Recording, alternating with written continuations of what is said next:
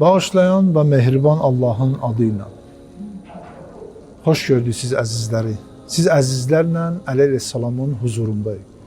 Və hər həftə sizlərin diqqətinizə Əli əleyhissalamın mübarək kəlamlarından birini oxuyacaq.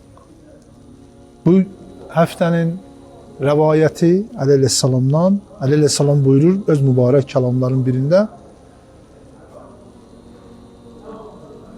Allah yanında ən ağır günah insanın yüngül və kiçik hesab etdiyi günahdır.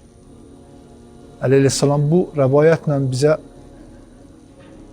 buyurmaq istəyir ki, Allahın huzurunda olan günah kiçik deyil.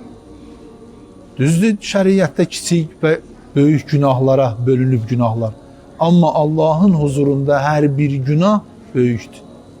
Və başqa tərəfdən də bu məsələyə yanaşıblar ki, kiçik günahlar insanı böyük günahlara sövq elətdirir, insan üçün günahları adiləşdirir və böyük günahlara mürtəkib olmağa, böyük günahlara yerinə yetirməyə insana səbəb olur ki, böyük günahları yerinə yetirsin. Ona görə də Əli əleyhissalam buyurur ki, Allahın yanında ən böyük, ən ağır günah, günahı kiçik hesab etməkdir.